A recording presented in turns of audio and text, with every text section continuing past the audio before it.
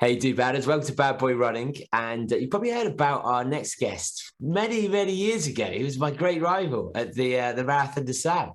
And we now live at times near each other.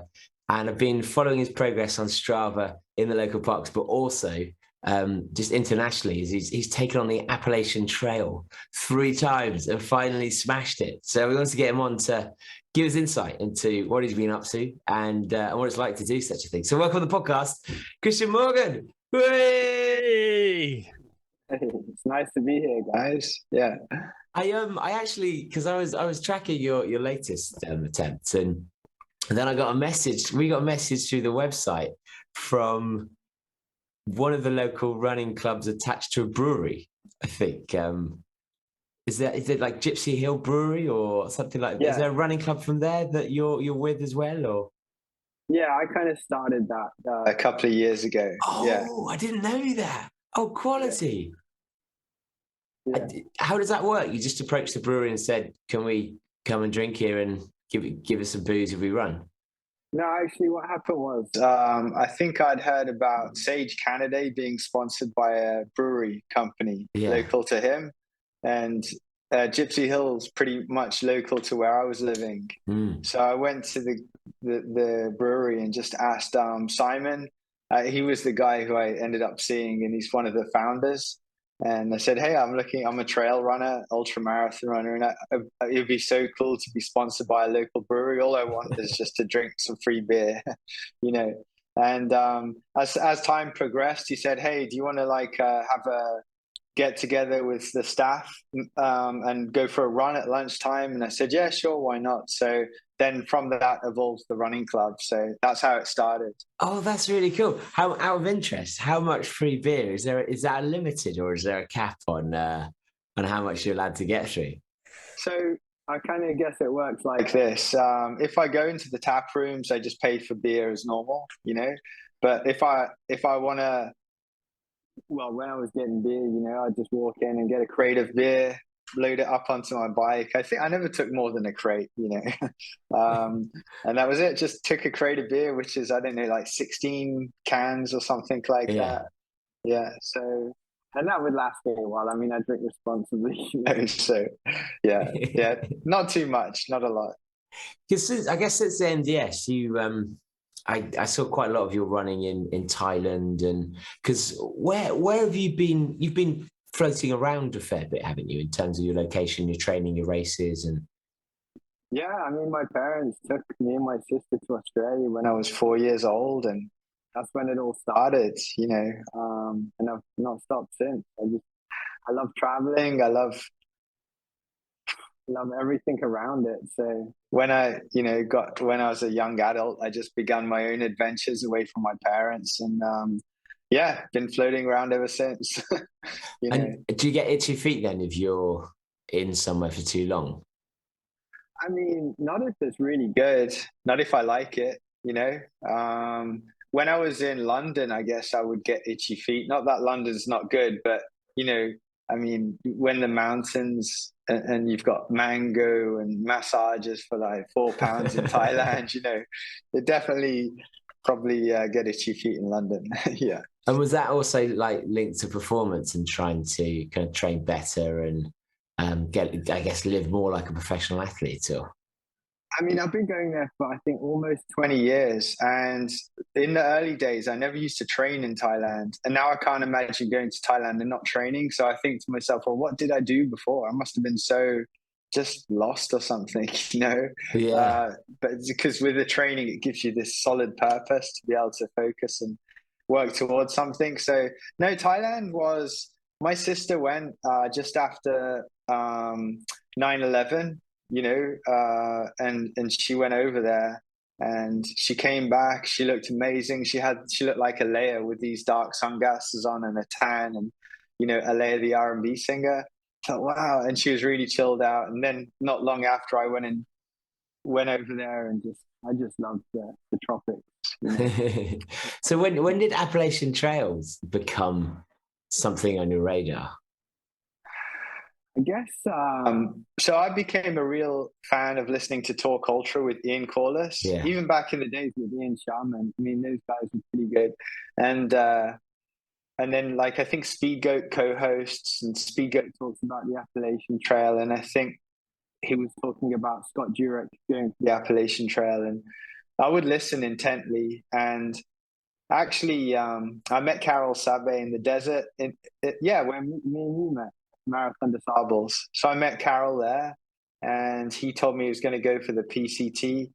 He never told me he was going to go for the record. He just said, I'm going to hike it. So I guess kind of like I don't know, 2015 onwards. So about 7 years ago. Wow. So this has been like an almighty journey then too. Because would you say that's been your main life's focus in this time? I'd say since I helped set the record in 2018, I've just been focusing on just the Appalachian Trail. So now, what is it, like 5 years maybe? Yeah, 5 years. So let's have just a recap. Like what are the stats for the Appalachian Trail for anyone that doesn't know them? Yeah, of course. Yeah, Appalachian Trail changes slightly each year, but it's about 2,100, currently 2,194 miles in distance. It has 89 miles of vertical elevation. So that's like, people compare that to 16 Mount Everests from sea to summit. The terrain changes drastically.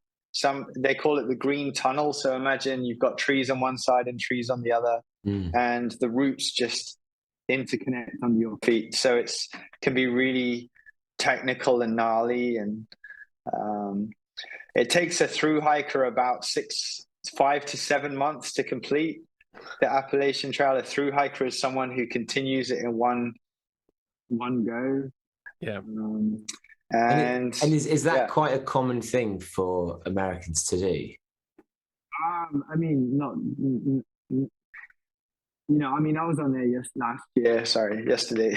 I was on there last year as a through hiker, or rather a hiker, because my failed attempt last year. But yeah, I'd say it's pretty amazing thing to set out. It's almost like the modern day pilgrimage, for anybody. It's not to do with age. Like there's all ages on the trail. So I'd say it's a modern day pilgrimage for sure. And you said that the distance changes each year. How? Why? How does that work? I think because of rerouting the trail. Oh, okay. Okay. Yeah. So and it usually gets longer. So I guess what was A to B now is a slight diversion around some area, and therefore it gets a little bit longer. But I believe when David Horton did it, I forget what year he did it, but I think it was like 50 miles. I think it's about 40 miles longer now. So it's pretty, a couple of miles here and there each year add up. I like the idea. If you break the record, you can add another bit onto it. So we're going down that road now, or something like that. Just to, a little part of you stays on the trail. Yeah. Well, it's all good fun. And what appealed about that route over anywhere else on Earth, given that you weren't based there, to my knowledge? Yeah. Well, I mean, actually being invited out by Carol in 2018, and being on the trail with him from his day 12 to his day 27. I did 15 days with him, and wow. I mean, imagine me and you did MDS together, right? And you were in the desert for 6 days, but to have an adventure that lasts a month and a half, and it's the long stage every day. It's and amazing. Were you given kind of specific instructions or briefed by him that really kind of gave you an insight into what you were getting yourself into? I mean, oh right, yeah. Before I got invited, I mean, not really. I don't think so. I mean, he just, he said bring a lot of pairs of socks. Looking after your feet's really important. He recommended not to bring Gore-Tex shoes. Don't try and keep your feet dry. And that was pretty much it. Interesting. So you accept you're going to be wet and you just keep changing socks. Yeah. And when you then joined him for that, what is your role in a pairing like that? What responsibilities do you take off him?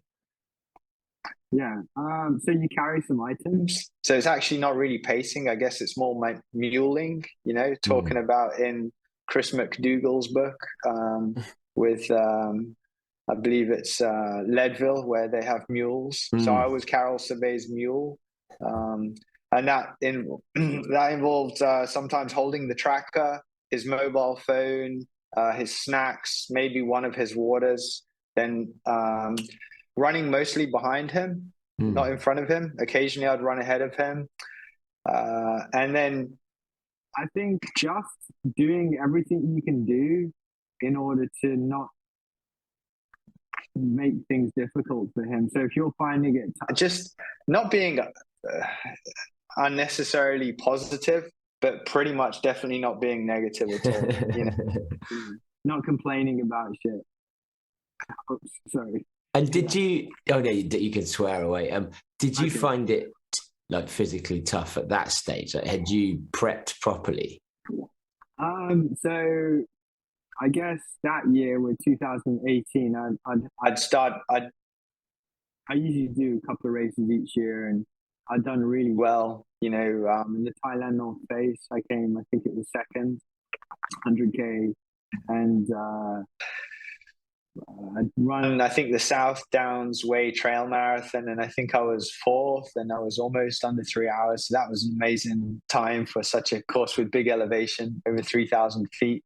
I felt really confident and really strong in my ability, and I knew all I had to do was run really slowly with him for, 10 hours a day.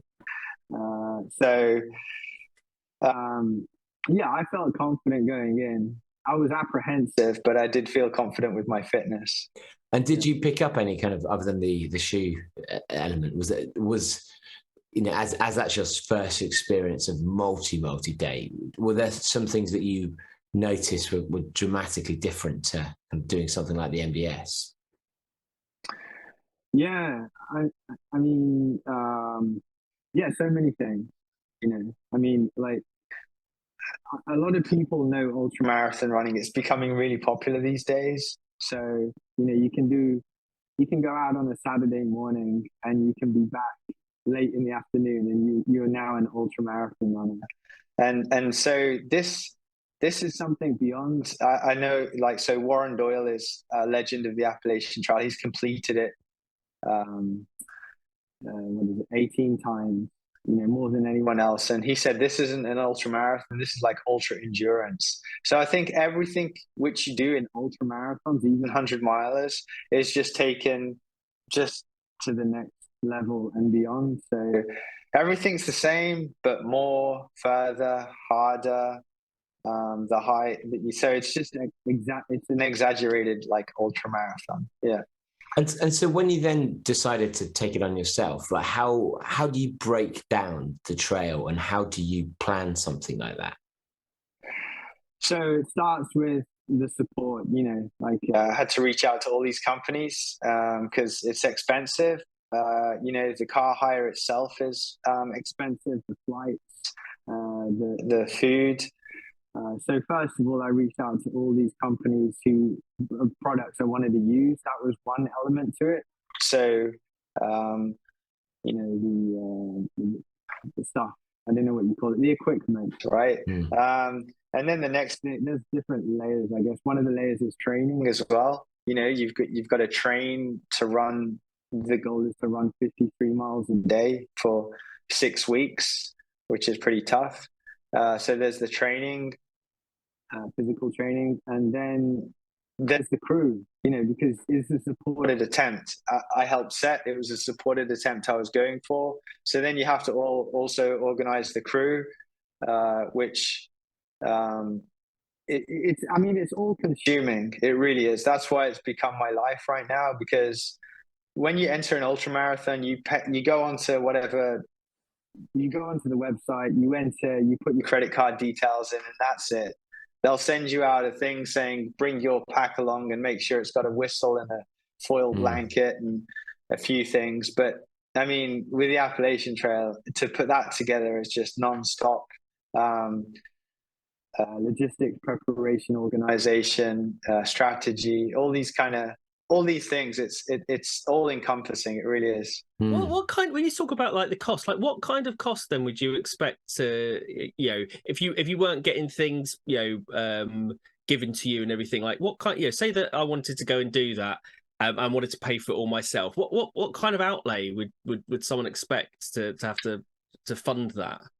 Yeah, I mean, I'd say depending on which way you go with what foods you buy and so on, but I guess you're looking at the bare bones would be like, I mean, I don't know if you could do it, but maybe £12,000, but then to get everything in there, like more like £16,000, and that's without the product. That's without the watches, without the shoes, without the poles, without the vests. So that's just the flights and all, like £15,000, I would say. Which per day is actually quite a lot to be. So you can be, staying in a lovely hotel for that kind of price, can't you? Like almost 5-star, I'd say. What is that anyway? What is the math there? Is it like £300 a day or something? I don't know. Yeah, was it? Did you say 60 days? No, 45. I did it this year in 44 days. So I guess whatever that is. Yeah, £300 a day. Yeah, approximately. £340 a day. Yeah. That's the hire of the vehicle, the fuel. I mean, there's 2 vehicles. Luckily, one of my support supplied a vehicle for nothing. And then there's the food for all the crew. So actually, it's kind of about right. Yeah. And how easy is it to find crew? I think it's if you look. So as well as organizing the hire car and the flights and so on. I also did a lot of research into the past record holders. So I went into the history and started up a series of podcasts myself, and I interviewed David. Some of what I call legends of the Appalachian Trail, people who have had the record in the past. And I noticed a pattern that actually most of the crew are usually loved ones or family members. So I mean, my mom was my crew person, and then I had someone called Iceman. So everyone has trail names. My mom's gun section, Iceman. Gun section. Yeah, gun section. Why gun section? It's really easy. Just like every time we went to Walmart, and have you ever been to Walmart in America? Yeah. It's pretty big. You can lose people, so you have to phone them up. Like, where are you? I'm in the gun section. So then I was okay. That's a good trail name. And then Iceman was my other crew member. I had 2 crew members. And he's called Iceman because a little girl, I think she broke or sprained her arm, and he supplied some ice, and she said, "Oh, you're Iceman." It's tough. That's much cuter than you wanted it to be, actually. That one, isn't it? Yeah. Yeah. I mean, it is a bit too cute. And do you think 2 is the minimum, and would you prefer more? I couldn't have done it without 2, because sometimes I'd turn up at a road crossing and I'd only see one, and I'd say, well, where's gun section? Where's Iceman? And if there was one night in particular, we had a torrent of rain come in, and I didn't think it was possible to get cold with that kind of humidity. But when you're soaking wet, it's dark. You're using your iPhone torch because you're a bit stupid and you didn't bring your head torch when it was late. And you start getting cold on trail, and then actually, if I didn't see Iceman that night, I think there would have been an emergency situation. But luckily, Iceman turned up. Gun section wasn't there, and so having 2 just allows one person to make a navigational error, and then the other person to hopefully turn up. And what would you say, because that kind of mileage every day on trail with climbing, were you having to do a lot of walking kind of in your training? So I was training in the mountains in Thailand, And some of the climbs, I believe, I forget now. Maybe 5,000 feet.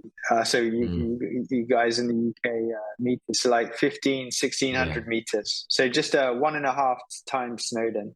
And yeah, I mean, like I would hike up and I would run down. If I'd hike up, and then if there was, say, a flatter section, I would jog, and then I would hike and then jog again. But on the down, just total running, no hiking on the downhill. So that prepared me for the uphill hikes, because it's a combination of hiking and jogging. It's not all running. And in the first attempt then, because I remember kind of tracking it, and you've actually got, where you should be every day. You can tell the time. Like when did it start to, like, how hard it was kind of dawn on you? I mean, yeah, that first day in 2019, it was hot. I got dehydrated. You've got to kickstart your metabolism to start burning eating 8,000 calories a day. The first day is a real shocker, and it was so hot. I think it was I don't know, it was a really hot day. It was day one. It was pretty tough, straight up. Was the dehydration because you hadn't actually planned your water strategy well, or just so hot that you couldn't get enough water on course? No, I mean, so I have a water filter, and I get a lot of the food. Yeah, you can only get from the crew, but like the water you can get from the streams, and I just filter it. So there's no excuse really. I think you're just in really humid in the south, because I started from the south and headed north, and you're in Georgia, and Georgia is like super humid. Your clothes are soaking wet. I remember taking a photo of myself in selfie, and I look at it, these days, and oh my goodness, I really look bad, and so yeah, it's tough.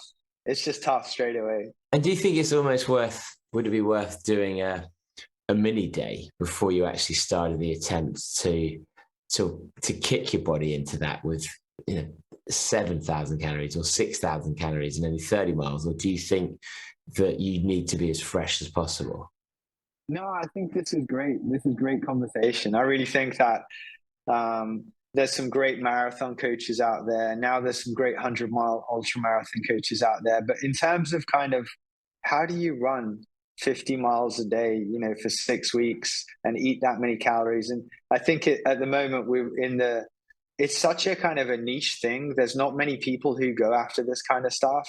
I think that everyone's experimenting. So yeah, I think they're great suggestions to build yourself up. I've listened to conversations with String Bean, Joe McConaughey, who has the self-supported record, and he has a great podcast talking to I forget where it was or who it was with, but yeah, they discuss what's the best way to train for something like this. And one of the suggestions was actually, if you through hike, or do 4 months of hiking 30 miles a day, that's probably a great base build, 10 hours a day of just hiking.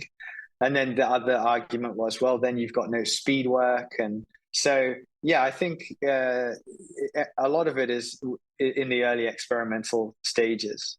I guess the trouble with that, if you're doing through hiking as well, it's just extending how long you're not really earning, or how long you're actually away from home or on trail. And in some ways, the issue isn't just the physical; it's having the logistics and the money and the time.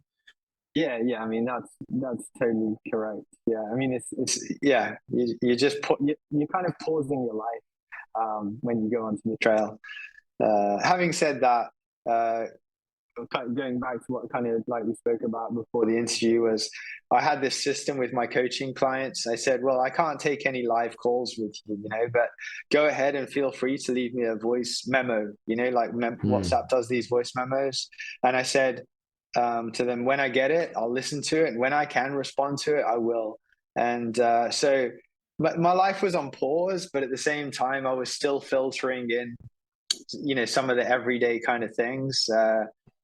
So yeah, I mean, I think where there's a will, there's a way. You could manage to do it, but I think you said something about me when you met me in the desert a couple of years ago, that I think you said Kristian's one of these people who would probably be quite comfortable just living in the desert full time, this kind of nomadic, and I've taken that path in my life, so it's available to me. But yeah, maybe if you come from a different background, or you're heading in a different trail, you're on the corporate trail, maybe it might be slightly harder.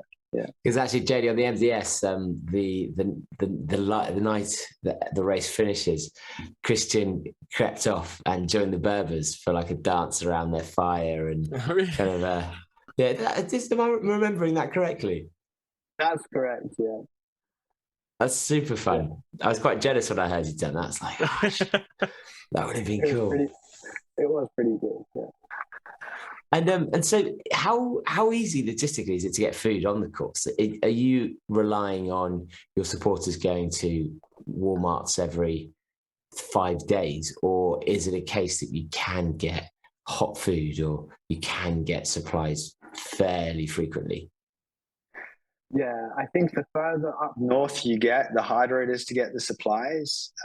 Down south, and then obviously towards the middle you go through Connecticut and New York, but up towards Maine, New Hampshire, my crew were telling me actually there's fewer Walmarts to go to, fewer supermarkets. Things were a little bit more expensive. So yeah, it varied depending where you were on the trail. Yep. And what would you typically eat then to get those 8,000 calories? So breakfast was always like oatmeal, prepared the night before, cold soaked. And I had a cold coffee as well. I didn't expect the crew to be heating my coffee up, because I was getting up at 3:30 and starting by 4 a.m. Oh, God. Wow, I didn't realize that. Was that because of daylight or because you needed all that time? Okay, I mean, so my personal reason for doing that is because that's how Carol went about things. We pretty much started at 4 a.m. each day. And when I was out on the trail and say come 12, 1 o'clock, you've run 30 miles, that's a sweet feeling, to be. And then one of the other ideas is that starting in the dark and running an hour and a half or whatever it is before sunrise gives you the opportunity to have this sunrise, whereas if you say start at sunrise, then at the end of the day, you've got to run into sunset. So instead of running into darkness, you're running out of darkness. And I think running into sunrise gives you kind of an energy, whereas running into sunset, I mean, I guess Scott Jurek was a night owl, so he enjoyed the nighttime hours. It's not, but me personally, I'm like a morning person. I like the sunrise and stuff. So that worked well for me.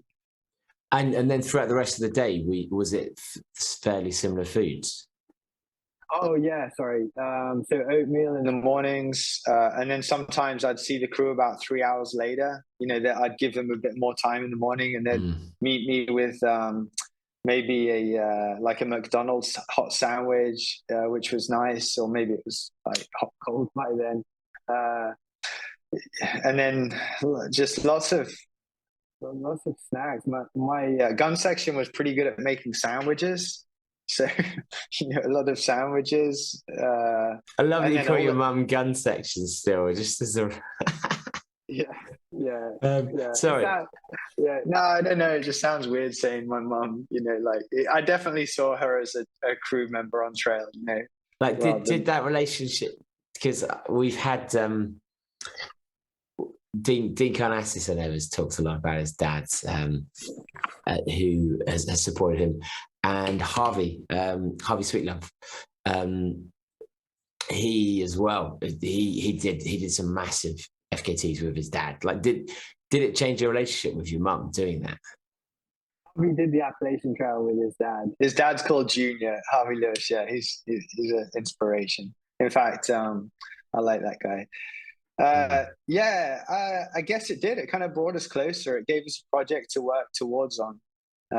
So instead of just having a relationship where, that person's your mom, and I don't know, whatever that relationship involves, you know, I'm your son, you're my mum. Suddenly that person then becomes your crew, you know, and to them, you're the runner. So there's a different, it's nice. It's pretty nice. I think we really have bonded over it in a different way, and it's given us more, I guess, to talk about and discuss with conversations that we would have with each other.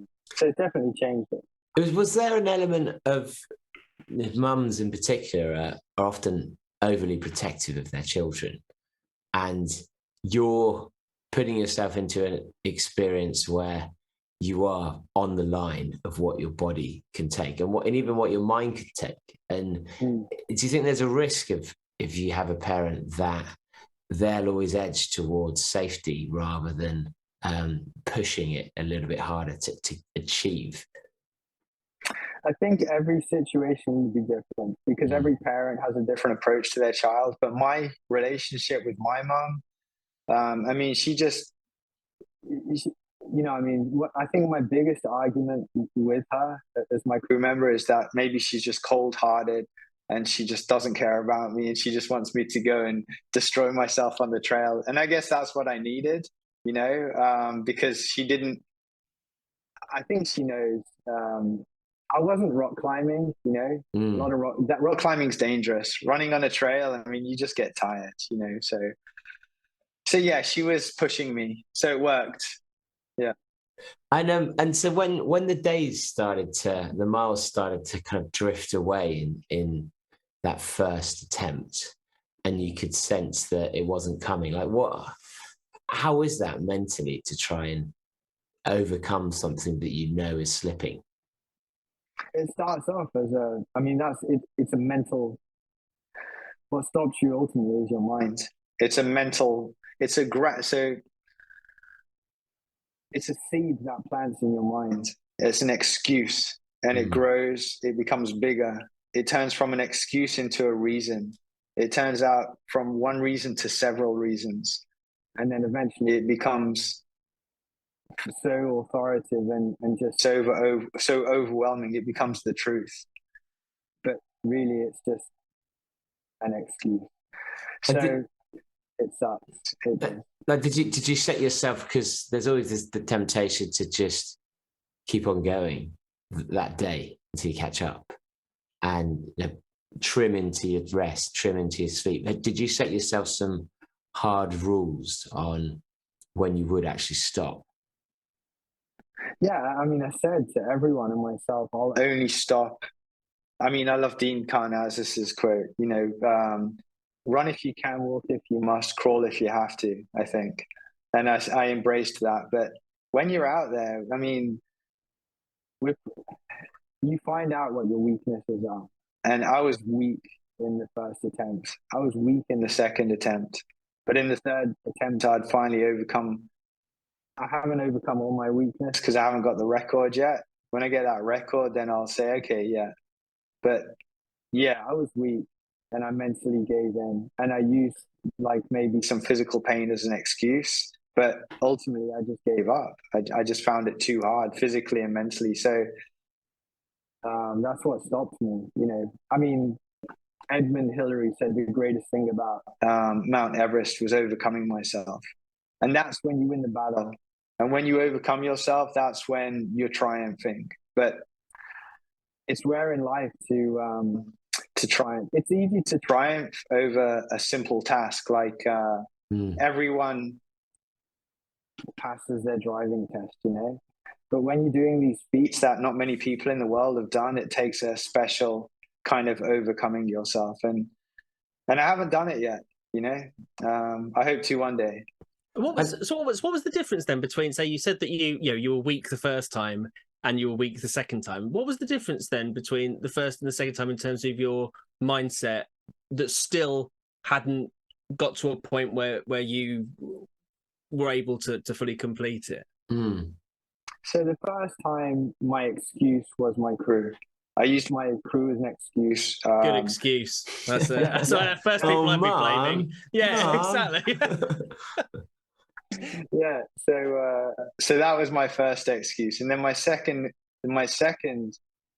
attempt in 2021, I knew I had a solid crew because Gun Section had crewed me to. Damien Hall had a record on the Southwest Coast Bath, and she crewed me to set a new record and better that record. So I knew my crew was solid. And what let me down the second time was my body. My mind made out to my body. Sorry, my mind told me that my body was weak, and ultimately, so I quit. And afterwards, when I reassessed everything in training, I had a eureka moment in 2022, I believe it was. This year I was training and I was running uphill in Thailand, and I thought, and my body felt weak, and my mind kicked in, and I had this realization that actually, hold on a second, it's actually your mind that was weak. And I pushed through it, and I found this new level of energy, and I squashed. Then actually it wasn't the crew the first time, it wasn't my body the second time, it was my mind being weak. So just different scenarios, different excuses. That was the difference. And what is it? How does that emanate? Is it muscle burn, or is it the energy levels, or like what do you, when you say your mind's telling your body, like what excuses was it throwing at you? So my right adductor muscle, I think it was hurting, and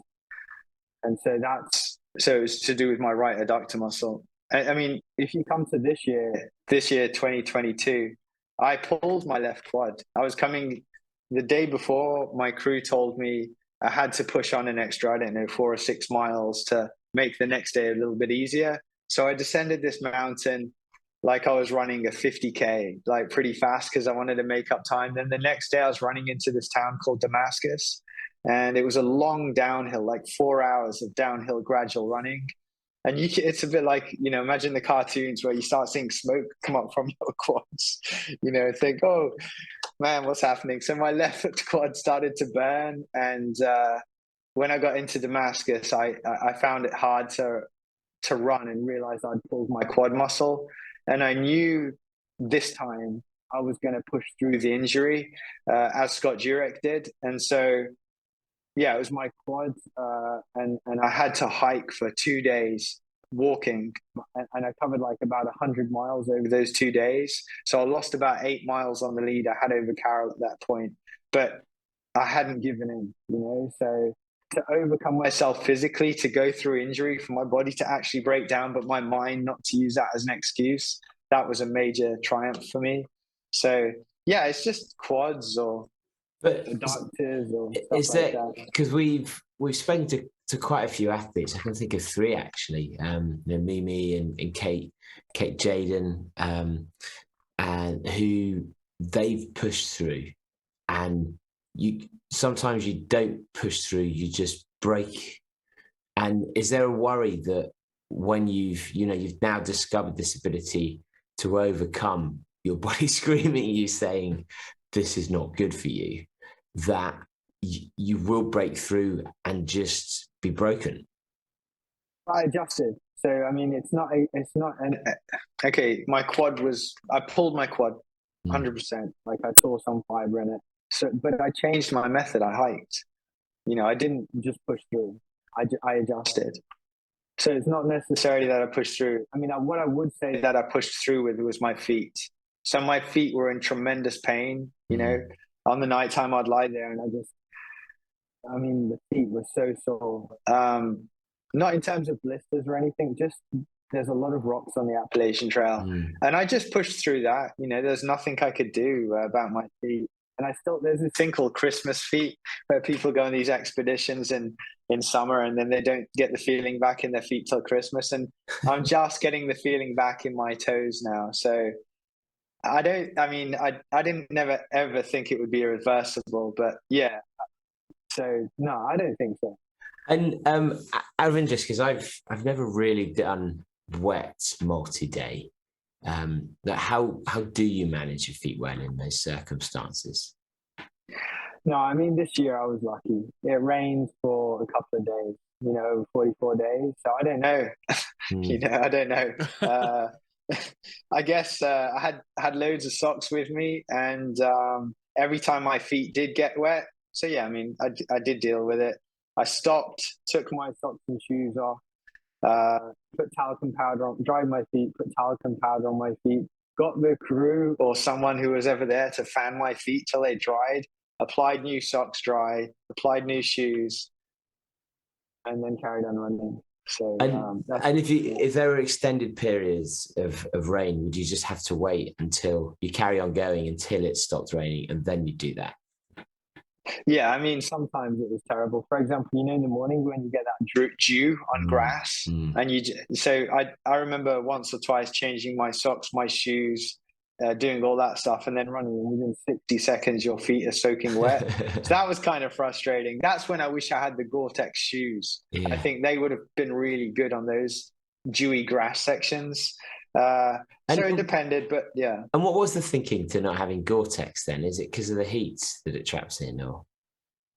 I mean, Carol just said to me, don't choose Gore-Tex shoes, but actually, based on my experience this year, in the mornings when there was longer grass and my feet were getting soaking wet, I think Gore-Tex shoes would have been perfect to just to run through for like say 3 hours and then change them into more breathable shoes, because after 3 hours the sun comes up, the grass dries, it's only a morning issue. So I guess I think maybe Carol said that to me because I mean, ultimately if you wore Gore-Tex shoes for like 16 hours a day for 6 weeks, I'm pretty sure you just have no skin left on your feet. Yeah. And you mentioned how your mind has allowed you to kind of overcome the weakness of the body almost, and is because when I first heard of you were going for this, I kind of looked at the stats and I just thought, oh god, this is going to be close, because you're battling Scott Jurek, who is insanely fast, and there is a physical limitation to our abilities, and how, when you assess this, and when you kind of, after the first time and the second time, how did you make the judgment that you could achieve this physically, not just the mental overcoming, but actually being a kind of high level athlete enough to take on Big Scott? Yeah, I mean, okay, so first of all, just a quick history. Scott had the record in 2015. Yeah. Carl Meltzer took it off him in 2016. Joe McConaughey then set the record in 2017. And then I helped Carol set a brand new record in 2018. So actually it's from Carol's today. I was chasing Carol's record. Yeah. So yeah, I mean, you never know.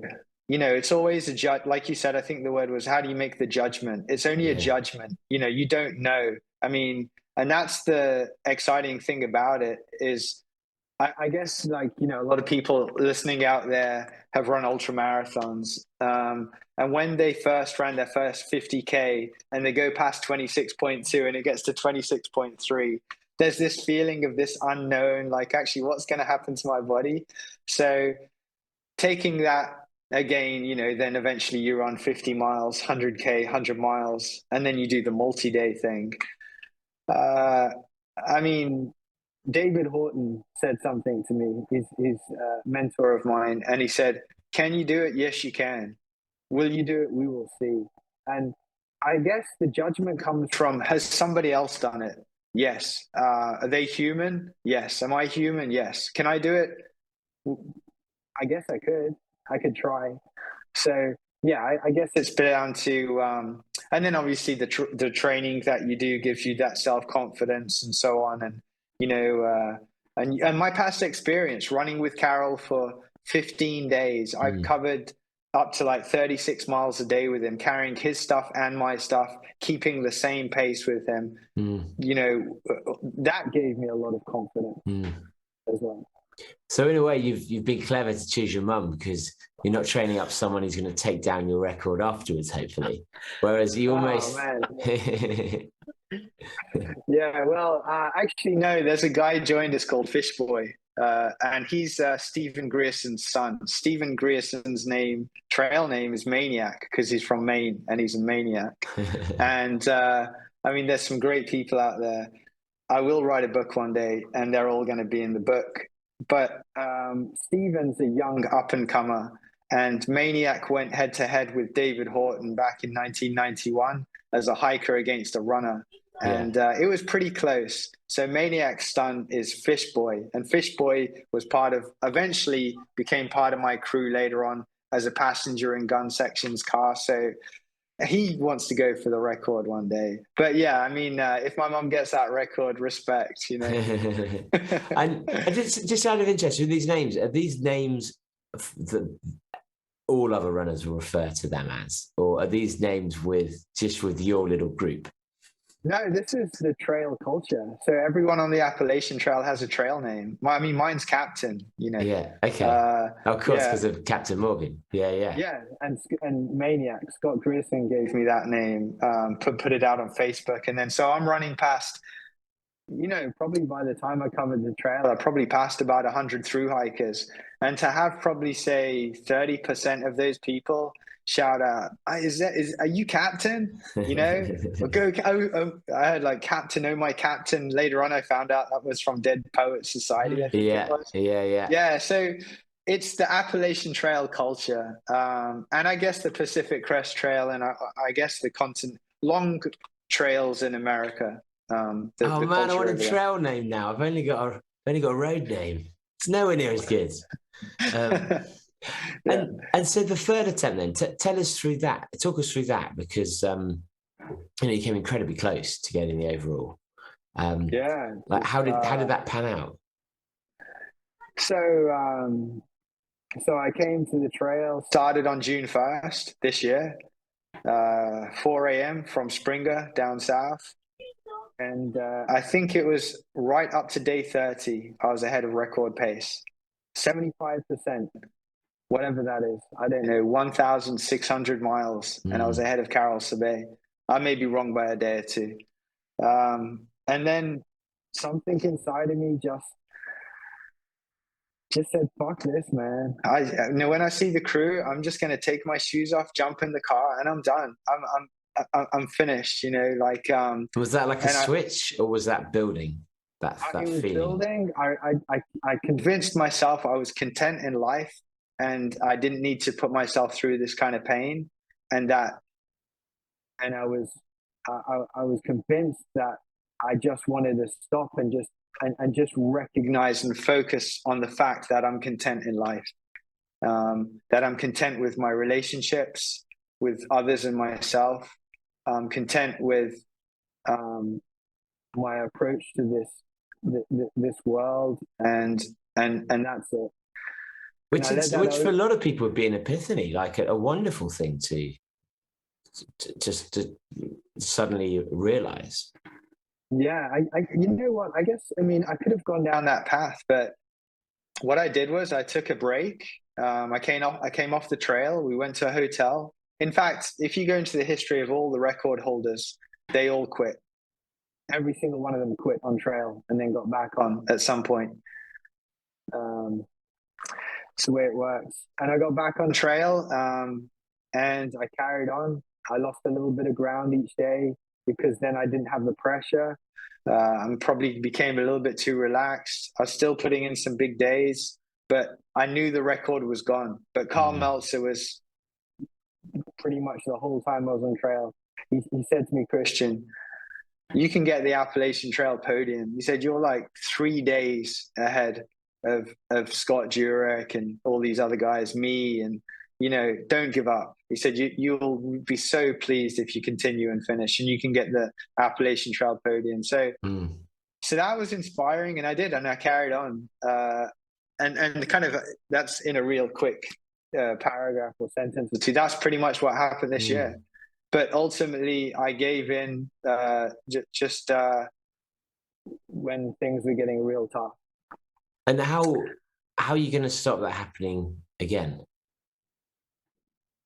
So I think what happened this year was I did everything. I got the product support of the sponsors. I got some financial aid for the cars and so on. I had the crew.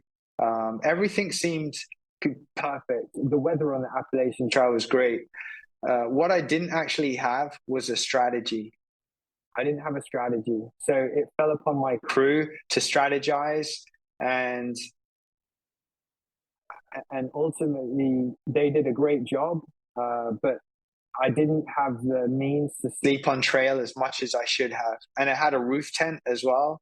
So I found comfort in the roof tent at the end of the day, instead of saying, okay, let's push on a little bit further. There's no road crossing. I'm going to have to sleep on the floor in a bivvy, but at least I'm going to get 1 mile extra than if I sleep in the roof tent. And I just think I just went with the wrong strategy. So I am going to go back next year. Hopefully I should have the same crew. And hopefully I can,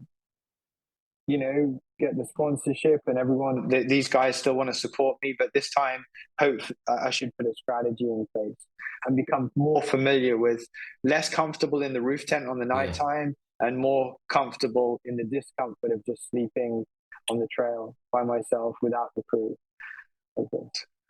Interesting. So actually sorry, I when you said that, I heard it the other way around, that you thought you should do the roof tent, but you're actually saying you should get those miles in. I think you need to be efficient on getting, just being independent on the trail by yourself. Yeah. And do you think this will be the last attempt? I could never say never, really, because I thought this was the last attempt. I never thought I'd go back, but I just knew that I just knew I'd be back. Like coming down the mountain from Katahdin, and just I just thought I just can do better than what I just did. I can do this now, especially after everything I've just learned. To go back, I think I'm in a good place. What is at the end of the Appalachian Trail? As in, like, what physically is? Yeah, is there a sign? Is there a statue? So in the north, you finish at the top of Mount Katahdin, and it's this huge mountain that it's just rises up from almost flat lands around it. And there's a sign, and it says Katahdin. You'll see Scott Jurek and Jen Farr Davis, all these people next to this iconic sign. And it's where I really feel, actually, David Horton summited Katahdin with me this year. I mean, he's 72 years old. So to be with a legend like David and just, share that experience with him, I'm really honored, and I feel that was a great gift in my life to share that with him, and Fish Boy as well. But I think what I lacked this year was to just go up to there and just be there by myself, whether it be for an hour or 5 hours, and just sit there by myself and just kind of just soak in everything that just happened. Because I don't know, there was other hikers up there. I'm not saying I want the place to myself, but I think I didn't. I just think I needed to meditate for a bit, Selfish bastards ruining your trip. Yeah. And would you say there are any other kind of tips that you'd give to people that we've not mentioned that are useful in these really, really long legs? Tips for people who want to do it? Yeah, or just to do anything similar, like really long FKTs, multi-days. Anything else that you kind of picked up and you thought, actually, that's not that intuitive? Yeah, I think, learning on the fly, really. So be prepared to learn while you're out there. Everyone takes driving lessons, but when you get in the car by yourself, you learn to drive. So when you get on a long trail, you learn how to cope with a long trail. So just be prepared for the unknown and give it a go. Like, the hardest part of doing anything in life is that, and it's very cliche to say, but the hardest part is just to start. But once you start, I got so addicted to listening to through hikers podcasts about their journeys on the Appalachian Trail. And when the advice was, when they, at the end of the podcast, they said, any advice you'd like to give? And a lot of them said, just start your journey and you'll learn along the way. So my advice is to just, whatever it is in life, whether it's to learn a language, or learn to play an instrument, stop thinking about it. go and do it. And then you'll learn. And the long trail's the same. Get out there, find one, and just go and start, and you'll learn. And you mentioned that your coach, that you've got clients who you help train while you're doing these things. Like, what did they all make of it all? Yeah, so it was great. I mean, I gave whoever wanted to continue coaching with me while I was away and not have the one-on-one. I said, let's go back and forth via these voice memos. So the ones who stayed with me and did that were so selfless, and they did talk about, okay, Kristian, can you help me out with this? But then eventually they'd end up asking loads of questions and saying, how are you doing? I'm watching your journey. It's amazing. So then when you're out on the trail and, you've really got nothing to do. So it's these little things that kind of really entertain you. And to be able to share that with someone was pretty cool.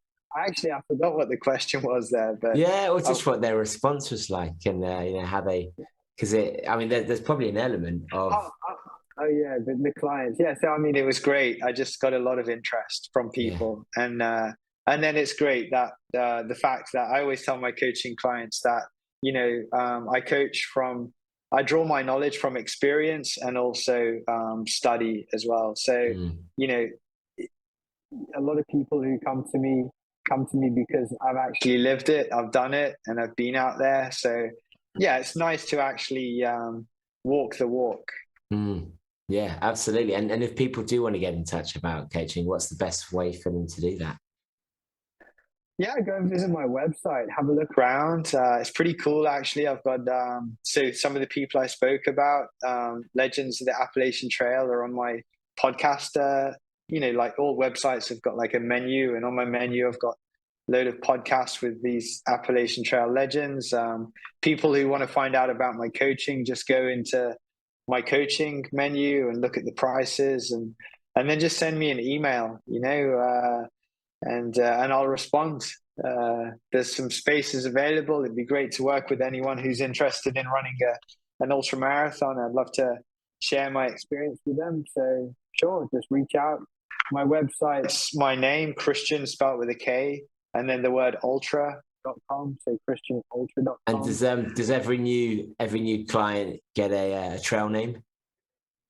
Actually, yeah, I think you got to earn that on the trail, actually, so I'm not promising that. But yeah, that's maybe future new, maybe actually if they sign up and give a code like Bad Boy 001 or something, I'll give them a trail name, Nice. Amazing.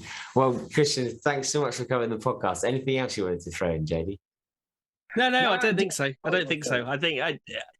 I think all the kind of questions you ask, it's one of those ones that's just really difficult, I think, for anyone to really fully understand. Yeah. Because when you get to above a certain level, like you talk about ultra endurance, like you talk about, you get to a certain level, anyone that's ever done any of the kind of the transcontinental races and things like that, you're just like, after 5 or 6 days, like, I'm out. I have no idea, how that would feel or anything. So just putting that into words and trying to get across, what that does to your body is almost impossible unless you've done it.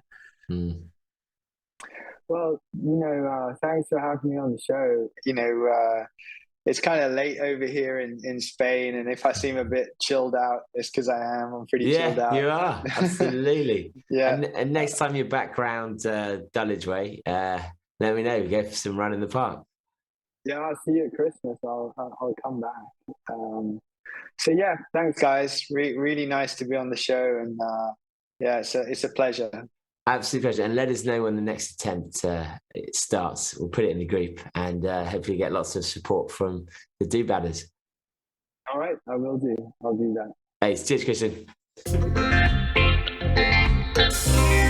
We're using Zoom, so we can actually do a follow-up to the interview for a change, which is great. Although we nearly accidentally all ended up on Zencaster. Its software worked its way. Its tentacles worked its way back into the thing. There was one moment he was talking about where I thought this was going to come together when he was saying that he was running on the road to Damascus. Yeah, and I was just, please have the realization at this point. Please have the realization. This is just wonderful. And it didn't work out like that. He's so suited for children, isn't he? Yeah, well, I'm interested to know, do that, because people do get an obsession, and this is clearly Kristian's. It seems like it doesn't seem like an unhealthy one at this stage. Some people are when they can't do something, or like people like Derek investigates. I mean, that's an obsession, for example. But even Lee doing like the Monarch's Way, like he went back to do that several times, and it's just, and it does. For him, it was an obsession, and it wasn't, like you say, it's not an unhealthy obsession. Yeah, but it's an obsession that it takes a significant chunk of your time and effort and everything, you get the sense that there is a family of, if you do the Appalachian Trail, you almost become part of that community, and that must be quite appealing as well, compared to a lot of other races or a lot of other attempts where it's just you against a number. And at the end of it, I do think, we talk about trail stuff like that. If you think about the Camino to Santiago, like the amount, like there's the whole community around that. I mean, that's predominantly walking, and there's some cyclists do that as well. But that's predominantly walking thing, and it's almost as though it has this like lore around it, doesn't it? This kind of like this folklore around, whether you've done the trail and what stays on the trail.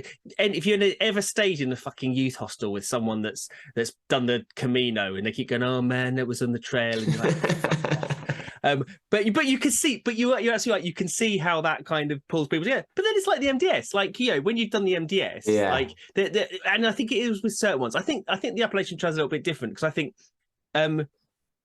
there are a few like big, long, massive trails in the US and in the US, it's not renowned for its like footpaths and long distance trails and things like that. But they as a country, they are steeped in story, and they create story out of practically nothing, because they don't have any history. So, but no, I mean, don't mean that in an awful way. But, but they're much better at mythologizing stuff. They're really good at mythologizing stuff in a way that other people kind of don't have to, because they've got the actual history, and so they really create something around it. And I'm not saying it's like a Disneyfied version of it, because it's not. It is absolutely genuine. But I think there's something about America's like both a modern and a very old country as well, kind of old fashioned, but also very modern as well. And like something like the Appalachian Trail is almost like the counterpoint to its kind of modernity. So you very can, romantic like nation, the escape. Absolutely. Yeah. And I think it's you can totally see that. You can totally see that. But I just why go back? That's the thing. Like, why do you gotta get it? Because it is like, and everyone, if you know you can, you gotta, right? I love the idea that it changes distance every year. Yeah, you're like, next year. What's it? Bloody hell, tectonic plates or something? Yeah. Or subsidence or America's what? ripping apart. Yeah. Well, you've mentioned Lee Stewart Evans. If you want to listen to similar episodes to this, his one's great. I was thinking of. I thought you were going to say, okay, he's coming back at Christmas. He is. Oh, he is. He's back at Christmas. Oh, brilliant. Okay, well, introduce the two of them. They can compare notes. Rhonda Marie Avery gave a great one about a great story about her Vol State unsupported race that she did there with only 8% vision. That's incredible. 2 episodes of hers, both incredible. And then who was the hiker who we spoke to? Can you remember, who has been walking around the world since, I think, 1987 and is currently stuck in Iran? It was just fascinating. Fascinating. Look at us looking it up on the internet to see who our own guests are. Yeah, it's a bit embarrassing, but he was just, super interesting. It went on we split it into 2 episodes because he just had so many stories to tell, and that to me was an unhealthy obsession, where I think Kristian is, it's great for his motivation and clearly loves it, whereas this was a burden. He'd never returned to the UK, never seen his son since being a baby, because he he just isn't coming back till he can walk back. But yeah, have a look for that one. I still can't find it. We've got just too many episodes. How many bloody episodes have we done? Too many. And any feedback, message, email, if there's suggestions for guests or subjects or things like that, then message David at badboyrun.com or message on Instagram. If you want to leave a review, very much appreciated. The word of the day you got to sneak into review in context is gun. What was it? What was gun section? Gun section. You got to get gun section in there. Before we go, it's Carl Bushby. Carl Bushby, episodes 256 and 257, walking around the world. Incredible, those two. In fact, all those ones I've mentioned are great. Well, thanks for listening, guys. And you're going to throw in any merch marketing? No. Nah. It's Christmas though. It's Christmas, but and just to explain. This is makeup on my face. If you are watching, whatever. It looks like you've been beaten up. I know, it's brilliant. That's actually, you should just go. Yeah. It's the gangs of Madeira. You should have seen the other girl. Yeah. Well, we will see you next time, guys. Thanks for listening. See you later. Bye.